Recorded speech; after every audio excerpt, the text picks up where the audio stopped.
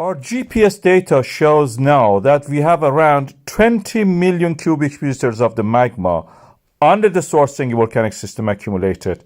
This is based on this chart on the lower part, that one. But the north-south one also showed something strange. We saw a stretching of the ground.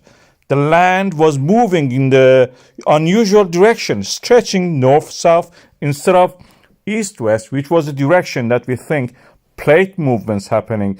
Eurasia and North America, the plate boundary is there. And when it pulls apart, we see this kind of graben systems and volcanic systems where eruptions happen. This time we saw south-north direction along this valley, and I pointed it in that direction, these arrows you can see there. This was strange. What was going on?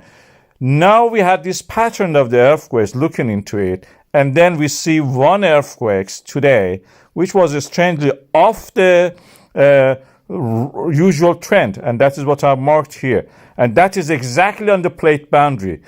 And when we look at the depth of it, this is at the zero depth, 2.2 kilometers north of the Fagerdesville. That's practically exactly on the plate boundary. We see it. It was a small one. This is the Grindavik Rift Valley. Usually the stretching of the ground causes fall down of the fault lines, and the middle part, which is the Grindavik Rift Valley. As you can see, it has created this kind of fault systems there, a rift. This time, after a north-south movement, a stretching of the ground direction, we had this earthquake out of their normal region, exactly on the plate boundary. This shows to me, as a geologist, this is a transform fault, transferring the movement east-west direction along that plate boundary to the north, which opens up the Rift Valley, actually. The Svartsengi volcanic system to the east of it practically can erupt now.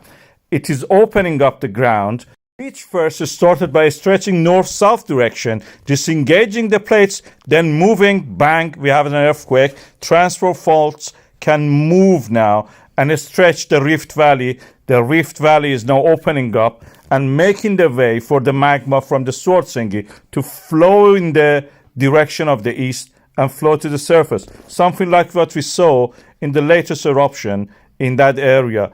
A rift created a crack, a fissure, and that fissure practically erupted. We are defending, of course, the town of the Grindavik with all defenses that we have in that place, but it seems the eruption is closer than what we think with this development. The plates are unlocked, and the way for the magma to reach the surface, it seems, is going to be opened faster than what we thought. The eruption probably is imminent. That's what I think.